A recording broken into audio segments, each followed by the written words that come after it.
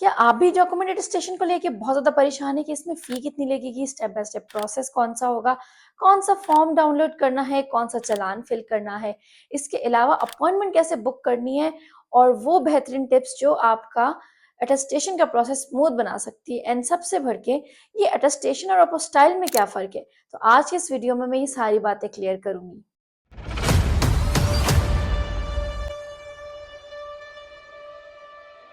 With the past of time ये processes एक जैसे नहीं रहते हैं। तो पहली बात तो ये कि यूट्यूब पे जितनी भी वीडियोस हैं वो आउटडेटेड होती रहती हैं और कुछ ना कुछ प्रोसेस आपका जो है ना चेंज होता जाता है, उसका फी स्ट्रक्चर चेंज हो जाता है या एक आध स्टेप में चेंज आ जाता है। आज मैं उस चीज़ को लेके डिस्कस करूंगी। इसके अलावा इस एक वीडियो में आपको बड़ी जल्दी जल्दी मैं बता दूंगी कि ये अटेस्टेशन प्रोसेस कैसे होता है। इसके अलावा आप लोगों का बहुत ज़्यादा क्वेश्चन आता है, अपोस्टाइल अच्छा है या अटेस्टेशन अच्छी है? इसके बारे में भी आज हम इस वीडियो में बात करेंगे। और सबसे बढ़ के हमें यही नहीं पता चलता स्टूडेंट्स को कि हमें अटेस्टेशन करवानी किस डॉक्यूमेंट की है। सो डोंट वरी, आज मैं आपको सारी चीजें क्लियर कर दूंगी कि आपकी डिटेल मार्कशीट और सर्टिफिकेट सनद ये सब क्या होता है, किसको अटेस्ट करवाना चाहिए, किसको नहीं करवाना चाहिए और ये किस मकसद के लिए होता है। तो लेट्स स्टार्ट। सबसे पहले तो आप ये अटेस्टेशन करवाते क्यों हैं? ऑब्वियसली पाकिस्तान में जो है ना हमारे क्या होता है कि बहुत ज़्यादा फेक डिग्रीज भी होती हैं, ठीक है? तो उस चीज़ को यकीनी बनाने के लिए कि आपकी डिग्री लेजिट है, तो ये अटेस्टेशन का प्रोसेस होता है। चाहे आप स्टडी अब्रॉड करना चाह रहे हैं या आपका वर्क वीज़ा या जॉब वीज़ा लगा है, उसके लिए भी हो सकता है, इमिग्रेशन प्रोसेस में हो सकता है या इसके अलावा अगर आप बाहर मुल्क नहीं भी जा रहे, विद इन द कंट्री भी अगर आपने कहीं एडमिशन लिया है या लोकली भी अगर आप कोई जॉब करना चाह रहे हो, तब भी ये अटेस्टेशन रिक्वायर्ड हो सकती है और ये एजुकेशनल डॉक्यूमेंट से लेके हर किस्म के डॉक्यूमेंट की होती है। अब सबसे पहले हम बात कर लेते हैं कि इतनी सारी चीजें हम देख रहे होते हैं कि आईबीसीसी, आपका अपना बोर्ड, एचएससी कहाँ से करवानी है, मोफा। सबसे पहले आप ये फ्लो चार्ट समझ लें। मैट्रिक एफएससी सबसे पहले अपने बोर्ड से अटेस्ट होती है और फिर आईबीसीसी से अटेस्ट होती है। इसी तरह से बैचलर्स, मास्टर्स या अगर इसके अलावा कोई भी हायर डिग्री अगर आपकी पीएचडी भी है तो ये सब एचएससी से वेरीफाई होंगी और उसके बाद ये तमाम की तमाम degrees matric, FSc, BS, MS, ये तमाम के तमाम मोफा से फिर अटेस्ट होते हैं। इस तरह से आपका डिग्री अटेस्टेशन का प्रोसेस कंप्लीट हो जाता है। इसमें हम सबसे पहले बात कर लेते हैं आपका जो ये डिग्री अटेस्टेशन है मैट्रिक एफएससी के लिए। मैट्रिक एफएससी की जो डिग्रियां हैं, सबसे पहले मैं आपको बताती हूँ कि आपने अटेस्ट करवाना क्या है। आपके पास स्क्रीन पे आपको इस वक्त दो तरह की चीजें दिख रही होंगी। एक है जो बगैर गोल्डन स्टैंप के, उस पर भी सारे नंबर आपके लिखे हुए हैं और एक इस वक्त जो आप डॉक्यूमेंट देख रहे हैं वो है सिर्फ गोल्डन स्टैंप के साथ। उस पर भी नंबर्स मेंशन्ड हैं आपके मैट्रिक एफएससी के, बट वो गोल्डन स्टैंप के साथ है। हमेशा याद रखें, ऐसा डॉक्यूमेंट जिसपे कोई गोल्डन स्टैंप नहीं है और उस पर सिर्फ और सिर्फ आपके डिटेल में मार्क्स मेंशन है 9, 10th के, इस तरह से 11 और 12 के मिला के, तो ये डॉक्यूमेंट आपका कहलवाता है रिजल्ट कार्ड, डिटेल मार्कशीट या आपकी ट्रांसक्रिप्ट। और ये आपके पास एक डॉक्यूमेंट हो गया। और दूसरी तरफ जो डॉक्यूमेंट है जिसके ऊपर गोल्डन स्टैंप होती है, कहलाती है सर्टिफिकेट, सनद या आपकी डिग्री। अब मैट्रिक एफएससी में हमारे पास मोस्टली क्या, मैंने तो अभी तक यही देखा है, अगर किसी का इससे डिफरेंट सिनेरियो हो तो उसको फिर मैं बताती हूँ क्या करना है। तो अगर आपकी डिग्री इस तरह से दिखती है जिस वक्त आपको स्क्रीन पे दिख रही है कि आपके नंबर्स भी उस पर मेंशन्ड है आराम से सब्जेक्ट वाइज और आपका उस पर गोल्डन स्टैंप भी है, तो उस केस में आपको सिर्फ और सिर्फ इस डिग्री, सनद या सर्टिफिकेट को अटेस्ट करवाना इनफ होगा। आपको अलग से डिटेल मार्कशीट अटेस्ट करने की जरूरत नहीं है, बट अगर आपकी स्पेसिफिक रिक्वायरमेंट है तो आप करवा सकते हो दूसरी। लेकिन अब यही चीज अगर हम अपने बीएस लेवल पे देखें तो ऐसा नहीं होता।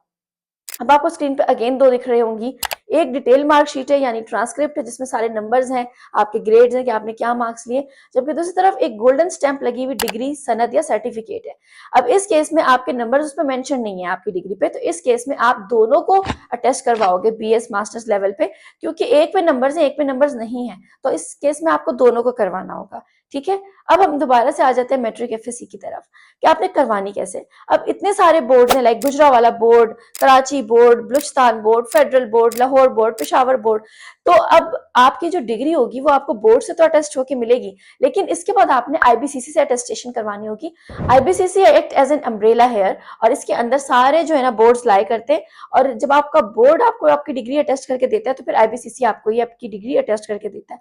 इसमें एक फन फैक्ट मैं आपको बताती हूँ, इसमें काफी बोर्ड ऐसे हैं जो आपको ऑलरेडी आपकी डिग्री अटेस्ट करके देंगे, जैसे कि बलूचिस्तान बोर्ड, वो जब आपको आप डिग्री देता है तो वो अटेस्ट हुई भी होती है, जबकि ऑन द अदर हैंड बाकी बोर्ड्स लाइक फेडरल बोर्ड वगैरह वो आपको नहीं करके देते, वो भी आपको अपने बोर्ड से करवानी पड़ती है। अब हर बोर्ड की अपनी अपनी वेबसाइट है, आपने गूगल पे इसको टाइप करना है मैं एग्जाम्पल के तौर पे आपको फेडरल बोर्ड का बताती हूँ। आपने इसको टाइप किया, ठीक है, उसमें जाना है ऑनलाइन सर्विसेज पे डिग्री अटेस्टेशन में, ठीक है, और आपने अटेस्टेशन के अलावा आप इसको वेरिफिकेशन भी बोल सकते हो, और वहां पे आपने जिस चीज को वेरीफाई करना है आप उस पर क्लिक करते जाओगे, पर्पस बताओगे कि आप क्यों कर रहे हो। ऑब्वियसली आप स्टडी अब्रॉड के लिए जा रहे हो इसलिए कर रहे हो, आपने जॉब के लिए करना है या वैसे जो भी आपका रीजन है आपने वहां सेलेक्ट करना है। देन ऑटोमेटिकली आपका चालान फॉर्म वहां पे जनरेट हो जाएगा, जिसमें वक्त के साथ साथ ये पैसे जो भरते जाते हैं वो अपडेट होते जाएंगे। जितने पैसे आपको वहां पे दिखे राइट नाउ, ये 1200 पे गया, ठीक है, फेडरल की मैं बात कर रही हूँ, आप लाहौर बोर्ड की बात करेंगे वो 3000 होगा। तो खैर ये आपने अपनी डिफरेंट डिफरेंट फीस हमें यहाँ पे कोई स्पेसिफिक नहीं बता सकती, तो ये तो आपकी बोर्ड से होगी। अब पहले ये होता था कि बोर्ड आपको एक एनवेलप आपके घर भेजता था, जिसको बगैर खोले आपने आईबीसीसी ले जाना होता था। अब ऐसा नहीं होता, बोर्ड आपके जो डॉक्यूमेंट है उसको अटेस्ट करके उसकी फोटोकॉपी डायरेक्ट आपके जो आईबीसीसी से भेज देता है। आपने आईबीसीसी जाके, आपको ईमेल रिसीव होती है कि वो चला गया। आपने आईबीसीसी जाना होता है, अपने तमाम इंपॉर्टेंट डॉक्यूमेंट साथ ले जाने होते हैं, अपनी ओरिजिनल डिग्रीज, आपका CNIC, और मैं तो कहती हूँ हर तरह का डॉक्यूमेंट अपने साथ रखिए, अपनी पासपोर्ट साइज पिक्चर्स, और इसके अलावा आपके जो भी इंपॉर्टेंट डॉक्यूमेंट्स हैं वो अपने साथ ले जाए, अपना बर्थ सर्टिफिकेट, ठीक है, इसकी कॉपीज भी करवा के ले जाए। अब जब आप वहाँ पे जाते हैं आपको ऑब्वियसली एक चालान भी दिया जाता है, और आपने वो पैसे जमा करने होते हैं, और ये चालान आपको ऑनलाइन इनकी वेबसाइट से भी मिल जाएगा। आईबीसीसी की भी एक वेबसाइट होती है जो आपको वहाँ पे ऑनलाइन मिल जाएगा, ठीक है। इसके अलावा ibcc.education.pk इसकी वेबसाइट है, कुछ समझ नहीं आ रहा इसको आप लगा लें, ठीक है, थोड़ी सी आपने एफर्ट करनी है, और आपको उसका फॉर्म भी मिल जाएगा जो वहाँ पे आपको फिल करके साथ ले जाना है। इसके अलावा आपको चालान वगैरह जनरेट करने का सारा प्रोसेस समझ आ जाएगा। या अगर आपके कोई भी क्वेश्चन हैं, वहाँ पे नीचे आपको दिख जाएगा कि इनके ऑफिस, मेन ऑफिस का इस्लामाबाद में, और इसके रीजनल ऑफिस हैं कोयटा, कराची, लाहौर, बहावलपुर, पिशावर। तो आप वहाँ पे भी कॉल करके सारी इन्फॉर्मेशन ले सकते हो, इसमें कोई इतनी बड़ी बात नहीं है कि आप परेशान हो। और फिर आईबीसीसी वाले भी आपको कर देंगे, और आईबीसीसी वाले आपको पर डॉक्यूमेंट 1200 चार्ज करते हैं। अगर आप उसकी कोई फोटोकॉपी भी अटेस्ट करवाना चाह रहे हो तो आपको 600 चार्ज करेंगे पर डॉक्यूमेंट।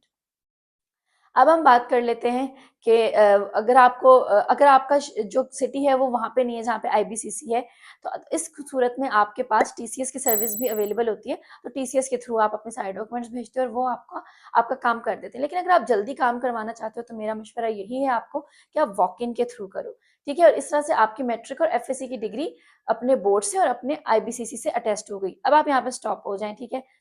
अब फर्दर आप इसको मोफा से करवा सकते हो, जो कि मैं आगे आऊंगी, क्योंकि बाकी जो बैचलर्स और मास्टर्स है वो भी मोफा से होनी होती है।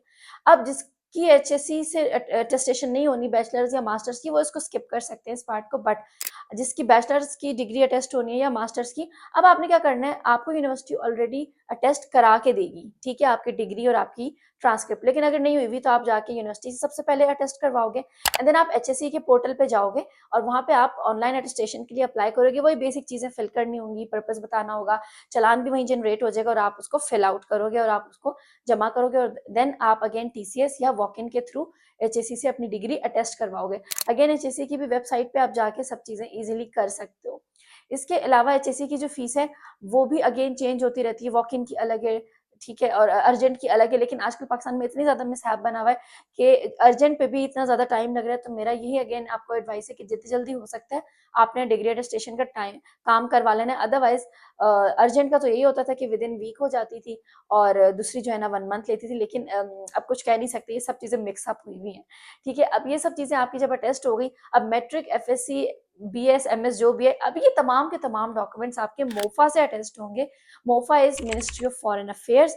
अब ये क्या करेगा, ये आपका एक डॉक्यूमेंट का 3000 चार्ज करेंगे, और इसकी भी इंफॉर्मेशन आपको mofa.government.pk से मिल सकती है, ठीक है। साथ में आपने एक टिकट भी ले जाने होते हैं जो उस पर लगने होते हैं, सारी आपने फोटो कॉपीज करा के ले जानी होती है। Photo copy back and forward एक साथ हो रहे हैं, बैक इसको आप कहते हो उनकी लैंग्वेज में back to back photo copies, यानी अगर आपके पास कोई डॉक्यूमेंट है उसकी आगे वाली साइड और पीछे वाली साइड दोनों उस पेज पे होनी चाहिए, यानी कि इससे जो प्रायर एचएससी या आईबीसीसी की अटेस्टेशन है वो उस पर दिखनी चाहिए, और फिर आपकी मोफा से भी अटेस्टेशन हो जाती है। इसके अलावा अगर आप पेमेंट से रिलेटेड मैं आपको एक और बात बता दूं कि जब आप अपनी आईबीसीसी के थ्रू करवा रहे होते हो तो वहाँ पे आपका एक जो है ना चालान जनरेट होता है। जब आप अपने इजी पैसा पे जाते हो, वहाँ पे जाके अगर आप इसको अपने बिल्स और पेमेंट्स में जाके उसको पेस्ट करते हो, वहाँ पे भी आपके लिए चालान जनरेट हो जाता है और वहाँ पे भी आप इसे इजीली पे कर सकते हो। अब वीडियो के लास्ट में हम बात कर लेते हैं व्हाट इज दिस अपोस्टाइल, जो कि न्यू आया है।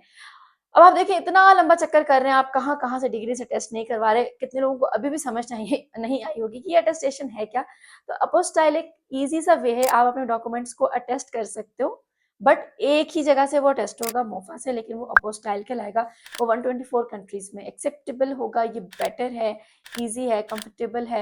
इसके अलावा ये एक्सेप्टेबल है और ये बेसिकली बताता है कि आपकी जो एजुकेशन है ये दुनिया भर के लेवल के एजुकेशन के इक्वल है। तो ये उससे ज़्यादा ईज़ी प्रोसेस है और अपोस्टाइल में भी आपकी जो डिग्रीज़ हैं, अच्छे खासे इसमें पैसे लग रहे होते हैं और ये वक़्त के साथ-साथ बढ़ रहे होते हैं, ठीक है? आप इसकी मोफ़ा की वेबसाइट पे ही चेक कर सकते हो। इसमें भी अगेन 3000 पर डॉक्यूमेंट जो है ना, लास्ट टाइम जब हमने देखा था तो ये चार्ज कर रहे थे, ठीक है?